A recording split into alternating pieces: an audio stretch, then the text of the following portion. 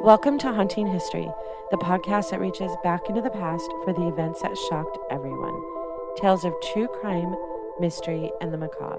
And when we're lucky, the stories were true crime, history, and the paranormal me. Now, who doesn't love a good ghost story, right? Welcome back to Haunting History Podcast. I'm your host, Kat, and I apologize in advance. The audio interview starts weird and ends weird. But to explain, Brandon and Mustafa, stars of A&E's Ghost Hunters, graciously agreed to talk to me about their favorite locations they investigated on the show. And when we started talking, we didn't stop for almost 2 hours. So I've broken it down to about 3 episodes, which is why you don't hear me greet them or introduce them, and why it ends rather suddenly. In this episode, we talk about Worley Hospital in Pampas, Texas. Worley opened in 1928 with 45 patient rooms and closed sometime in 1976. The hospital built by Phoebe Worley to meet a need in the community. Unfortunately, when a newer hospital was built in the 1970s, Worley wasn't needed anymore. In 1920, Worley was purchased by 2 cousins, Chelsea and Luke, who planned to renovate the old building and open a bed and breakfast. But soon after they started reconstruction of the building, they noticed odd things happening and even found it difficult to hire any workers. They called ghost hunters who investigated and did research on the history of the building, which included the story we talk about, Mary Lucille Myers. Take a listen as we discuss their approach to investigations and what happened at Worley Hospital. Moving on, we're going to talk about the Worley Hospital next. And I found a newspaper article about Worley dated September 5th, 1975, titled Worley Hospital May Close. And in the article, someone is quoted as saying, "Where life prevailed over death." The hospital, completed in 1928, was built by Phoebe Worley after she had to travel a significant distance after being injured in a car accident. She felt like many did that Pampas, Texas needed another hospital. It ran from the time it was built in 1928 all the way until 1975, when funding and patients dwindled. The hospital sat abandoned for many years until cousins Chelsea and Luke purchased it to turn it into a bed and breakfast. But soon after taking possession of the building, Chelsea and Luke realized quickly that they were in over their heads with claims of shadow figures and feelings of being watched. Hiring contractors to help renovate the building became more difficult than they had imagined. So although Worley Hospital was loved by everyone, including Phoebe Worley and the people of Gray County back in the 1930s, claiming that life prevailed over death, common sense tells a hospital probably dealt with its fair share of both, including that of a suicide of a nurse who worked in the hospital. On March 26, 1946, Mary Lucille Mary Lucille Staten Myers, is that correct? Staten Myers. Her maiden name was Staten? Yes. I can't, oh my God, it sounds so bad, but I don't remember the exact. I'll say Mary Lucille Myers. Yeah. On March 26, 1946, Mary Lucille Myers, age 25, took her own life after a 7-hour negotiation with doctors in one of the hospital rooms. And when I say negotiation, I believe doctors and probably other nurses tried their hand at talking young Mary out of it. A newspaper article from that day says that Doctors Overton and Dr. Bellamy were at the hospital at the time that Mrs. Myers was reported to have locked herself in a room early yesterday evening. Her life was prolonged until about 2 a.m. through the efforts of the physician. It also states that she was despondent over domestic affairs. So your experience at Worley Hospital, the newspapers in the time talked about it being this amazing place that saved lives and we're celebrating lives. That's not what it looks like now, right? No, the place is pretty decrepit. It's, you go in, there's vandals who have gone in over the years. They've spray painted a bunch of kind of like kids trying to be edgy, satanic imagery on the walls. There's a bunch of dead birds just littered around the place when we were investigating it. It's covered in bird poop. I was afraid I was going to get avian flu, walking through it, but it definitely had a really interesting vibe, the kind of stuff that as paranormal investigators, we loved it. Visually, it was really great, but the feeling and the location was really something special. And then we also love the fact that, there's no power to that building. There's no power to it at all. There's no contamination of any sort. You don't have any boilers going on. You don't have any kind of heating systems ticking off. So if you heard any noises, it's either an animal, someone in the building, or what the hell is it? There's no EMF to speak of throughout the entire building. So we were really, really excited to get a place that was truly 100% just like bare bones contained. Did you interfere with any of your equipment? No.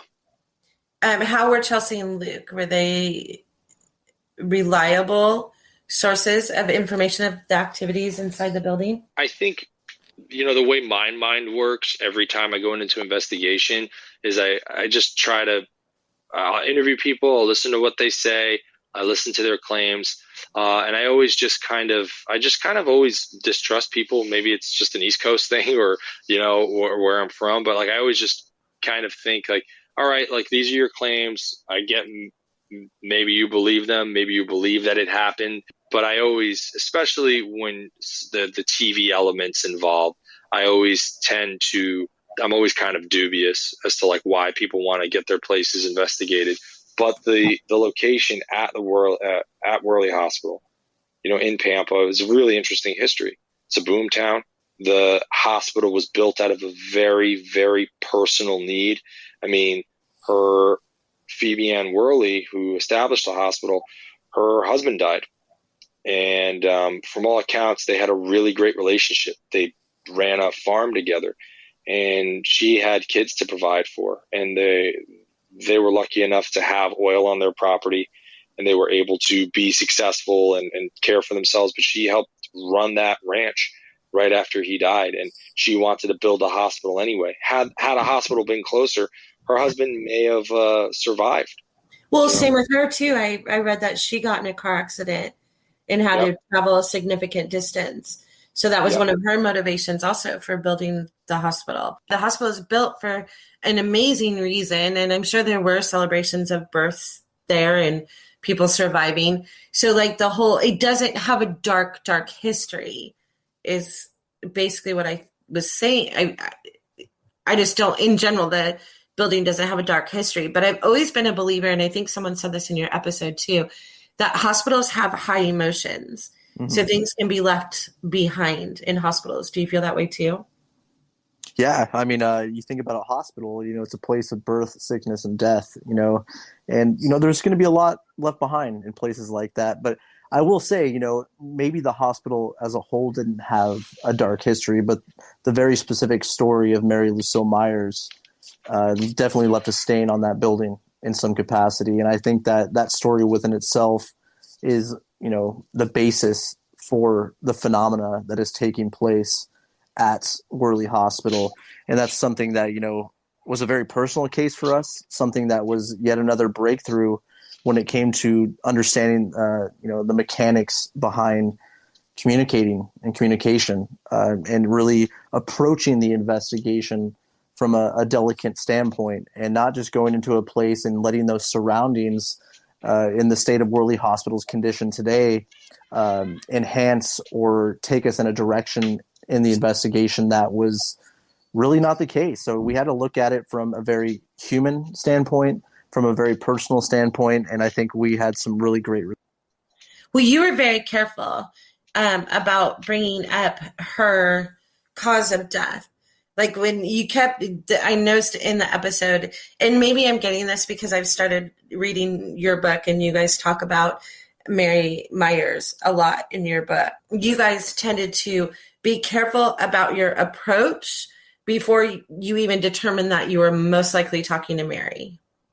Right, absolutely. And that's one thing that unfortunately you don't see a lot in this field, especially with the entertainment side of the paranormal genre, is that people are just going to find a big spooky building and let their imaginations overrun and take it in a very dark direction. When you're standing there in this decrepit former hospital with, satanic imagery all over the walls, it can go very dark very quickly and turn that investigation.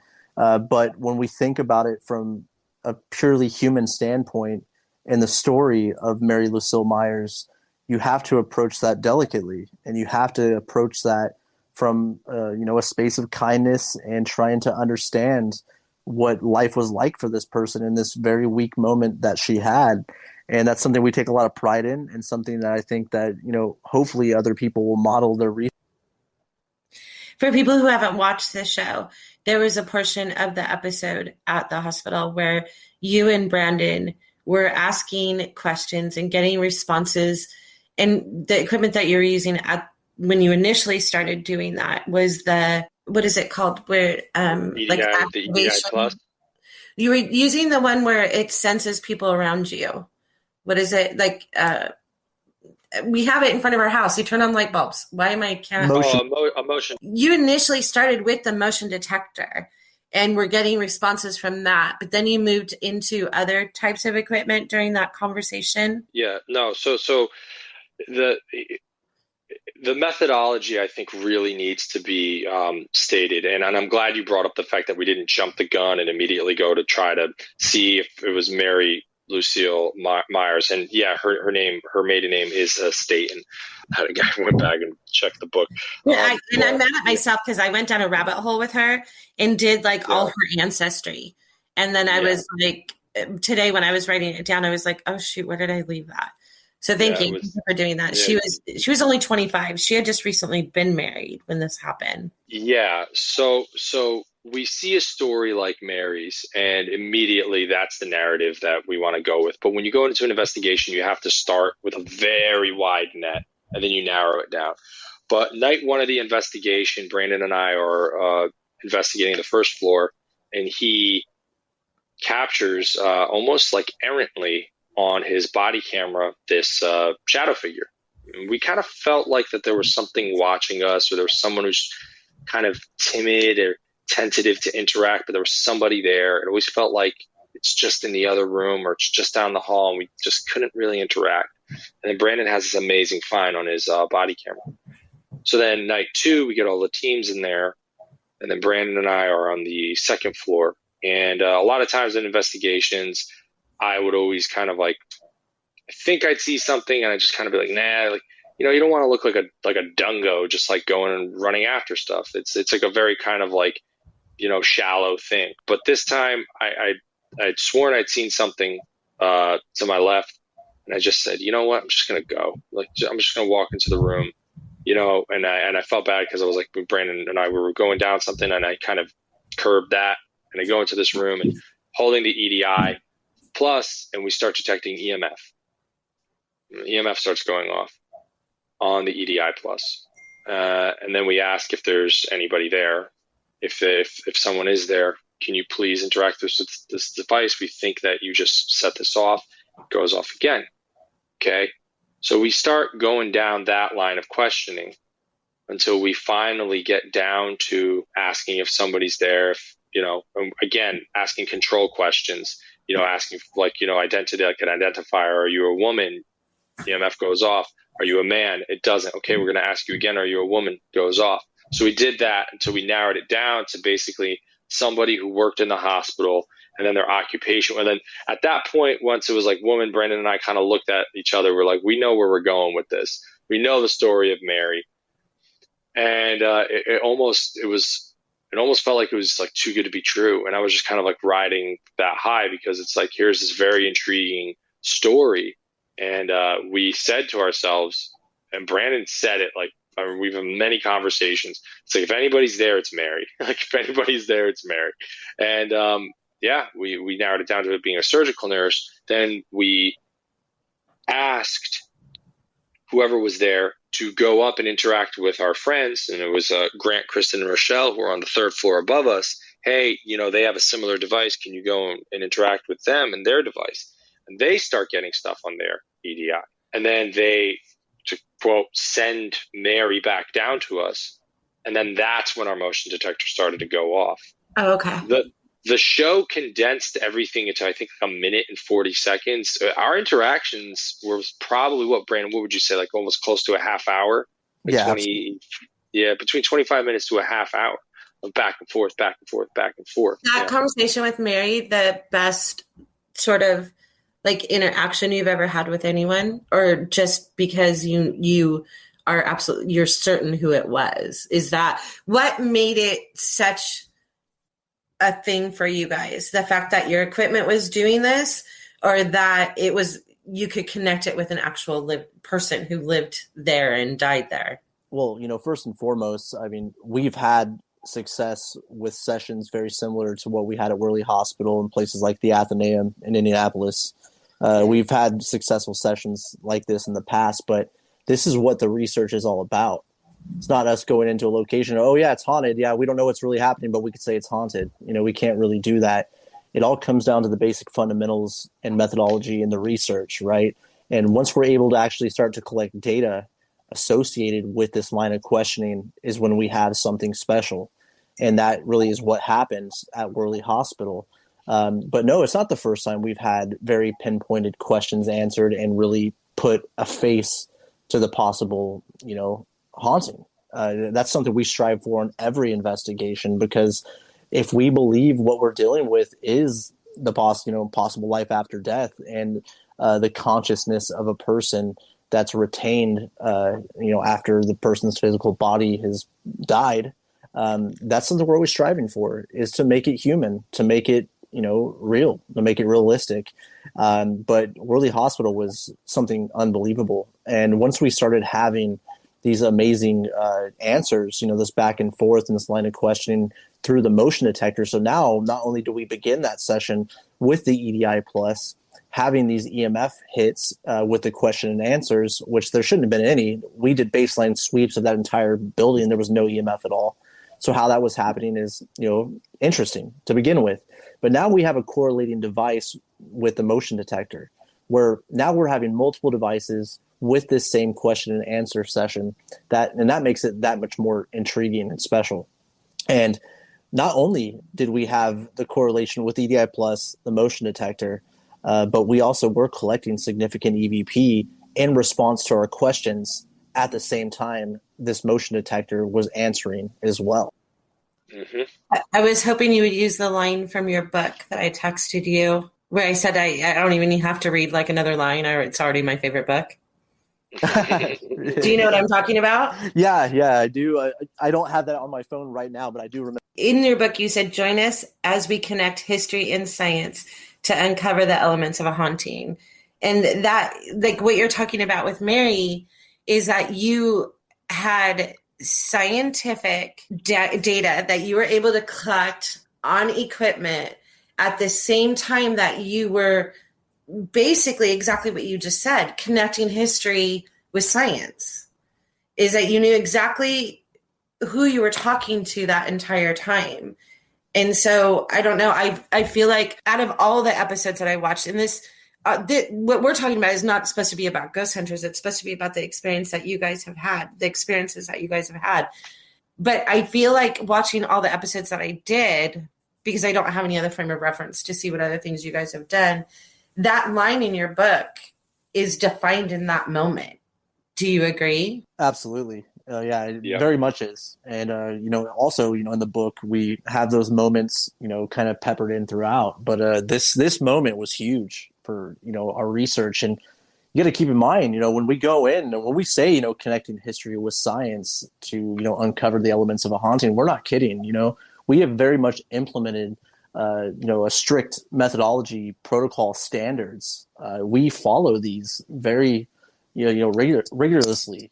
We follow this to the T, and it's something that we, very much believe in. It's based in scientific principle, and with our interactions with scientists, medical doctors, engineers, and when we see that practice, unfolding in front of our own eyes, that's when things start to become, very special, and we start to have factual research. It's not just going into a place to have a thrill ride or an adrenaline rush. We're actually doing real, hard science. And that's, Do you feel that Mary is still in that building? Like, you guys don't go into a building to clear the building or to solve what's happening. So do you feel like Mary's still there? And do you feel like she was in all the, and I haven't read all of your book yet. I'll be totally honest. I haven't had a second to read all of it, but there's different hauntings, whether they're residual or they're intelligent. Mary would be classified as an intelligent haunting, correct? Yes. Yeah. For sure. I mean, especially the EVP, there was a couple, but the one that was really distinct was our motion detector. The way Brandon brought these like really great, simple motion detector lights. You can't really mess with them. If you're close to one and you key a walkie-talkie off, I think it's within like 6 feet of one, and you key it, like then, it'll go off. But we're there, far away from the motion detector. We're there, giving it space. And the motion detector light stays on. And the only way that light's going to stay on is if something's in front of it. And she said, sorry, right? Yeah. And then we asked, like, hey, I'm like, oh, Mary, if you mind, could you step away from this motion light and then, and step back in front of it when you want to answer yes. And then we go back to review the audio. I'll never forget it. Like, Brandon called me. It was like 3 a.m. He's like, dude, you got to come to my room. And I'm like running down, like, and I'm like, what? And he's like, plays it for me. And you hear, after we ask her, hey, do you mind stepping away? You hear a woman's voice go, oh, sorry. Aww. And it was just like that. It was kind of like heartbreaking, but also just fascinating and incredible. And then the question and answer session went on so much longer after that. Mm-hmm. Yeah, no, it's amazing. Yeah. Would you classify that as like your most personal experience when you were doing all these episodes? That's tough. Yeah, I don't know. Yeah. I mean, it's a lot of it's like, again, just to repeat what Brandon was saying, it's about the work, that enthusiasm. Obviously, we all have emotions that go through us when we're doing things, especially when you're on like a huge production of a show. You can't really cut that out. You can't really excise those things. So it's like, well, how do you rise above all of these really shallow human emotions and things that are that it could potentially get in the way of your investigation, And I think if you're holding on to your horses, so to speak, of what's the methodology, what's the work, those emotions will come with you. So to call it the most personal, I don't know. But it's up there for me. I mean, it was really great. And then even after the show, I mean, we were doing press for Ghost Hunters for the debut, and we're out on a yacht in Manhattan. And then Kaylin Headley, who's one of our production producers on the show, she texted us a photo, and we didn't know what Mary looked like at all. We had no idea. And we got a photo of her. She's like, yeah, we ended up finding a photo of her in a school, and the circumstances surrounding how she found the photo was absolutely insane. It was incredible. So to see a face to this person, it was really cool. But yeah, you're saying stuff about like clearing spirits and stuff. I think a lot of that talk that people have, I hear some people saying like, I'm helping these spirits cross over. Right. And I just immediately like want to puke. I'm like, really? Okay. So you're not against it. Okay. It's not that I'm against it. It's just I think it's so horribly presumptuous to sit there and think what an afterlife looks like, or what like these belief systems about helping people cross. Like, what does that even mean to help someone cross over? Like, where do you have any evidence for like what that even is? What is this, like Beetlejuice, where it's like, oh, you die by the sandworms and then you go into like another room? Like what are you like? What are you talking about? What is to cross over? Exactly. I don't know. And not just not just that. I mean, you have to look at it from the point of view. And I know you're asking if it's a very personal case, but here's the thing. And this is from my point of view and what I think. We will never know the emotions, the things that Mary Lucille Myers went through in that moment, and to the point where she took her own life. We will never know that. We will never understand that. We can't understand that in any way, shape, or form. So for us to go in there and say, oh, we know how you feel, we know what was going on, now we're going to help you cross over, I don't think it's that easy. I really don't. And if we're looking at this again from the point of view of a consciousness that's retained after death, and that's what we're dealing with in these places, I think it's kind of egotistical to go into a location and say, oh, no, I understand, now let me help you. No, I don't think it's. Yeah, I think some of our best interactions and our biggest breakthroughs have come from admitting, like, we don't know what the hell you went through at all. And you don't even have to like talk to us, but like, we're here to document your presence. That's why we're here. So I think the more you go after that honesty and you have an honest need to get something done, which for us, it's the work and expanding the methodology, that truth, that sound like a hippie, but whatever, but like that truth resonates, I think, with whoever's there. And if it's an intelligent entity, I guess they have no choice but to respect it, and then that's what makes them want to interact. It's a level of genuineness and sincerity that we strive for, Right. I feel like for me, it's very hard to be genuine and sincere all the time. And I really try. So like, that's, I remember like Grant was saying something to me on the show, and like, Brandon and I were getting a lot of great interactions, and he was like, kind of like fascinated by that. And he's like talking to us. He's like, wow. So it's like, so like, what is it? Like, what are you guys doing? And I was just like, I'm just, I started talking about the case. He's like, oh, so you care? I'm like, it's not even that. It's like, I'm really, really trying to care. Like, I'm really trying to fight more, to care more. And I think that's what it is. And it's like, life's all about that fight, and I think if you're going in there and you're fighting to care, or you're fighting for something good, quote unquote, whatever that is for you, that's going to resonate. And you think that might be the reason why you two are more successful at connecting with people in different locations? I don't know if that's, the exact I have ingredient. to say, if I can say anything, watching the show, you two come off as the most genuinely excited, and I don't know what other word to use for it, but when you capture something or you get a response, you two every time are like the first time it's ever happened. Like, you're like, this is big, this is huge. And maybe that's the sense that these entities are getting, is that these guys really want to talk to us. And if we respond, they're happy for that. Like, where everyone else is kind of like, oh, this is cool, this is cool, this is great. You guys genuinely come off as, this is the best thing that's ever happened. We want to hear from you. We want to talk to you. And I think that maybe that might play a difference in it too. Just an opinion. Yeah, no, for sure. And I think that, us in this situation, first and foremost, really being honest about our intentions, to these possible entities and to these environments, and us walking and saying, hey, this is what we're here to do. This is what we're going to do.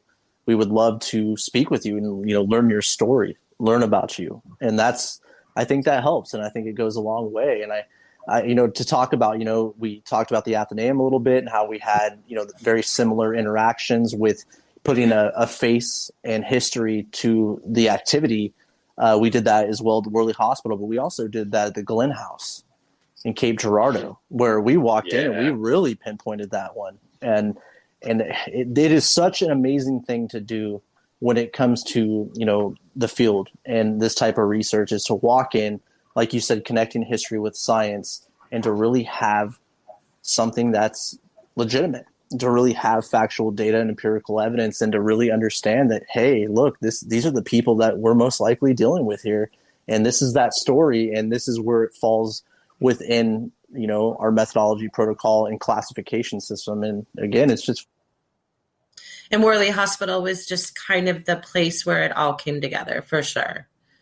Like, as far as, I mean, I wouldn't say more than every other episode, but I think that was the one where everything kind of just came together perfectly. Yeah, absolutely. Yeah, I mean, it didn't seem like that at first. And then, like, that's I think how our best cases start. It's kind of always like, oh, what's going on? What's going on? I don't know. Ooh, very unsure. And then all of a sudden it's just like, you doubling down on, your intention to just make a situation work and not take yourself seriously, but you take the situation seriously. And that's what we strive for every time. It's sometimes hard to not get lost in the excitement of potentially speaking to someone on the other side. But it's important to remember, if there is an afterlife and we can still talk to them, respect for their feelings and about the way they died should be the first on the minds of any investigator. Remember, life can be cruel. Don't take part in making the afterlife cruel too. Thank you for listening to this episode of Haunting History Podcast. We love hearing from you, so be sure to like, follow, and comment on Facebook, Instagram, and Twitter at Haunting History Podcast. And don't forget to subscribe, rate, and review wherever you listen to all your favorites. Visit our website at hauntinghistorypodcast.com for more information on each episode, links to our Patreon page, and all of our social media platforms. Until next time, I'm Kat. I'm Haley. Remember, the living are far scarier than any ghost.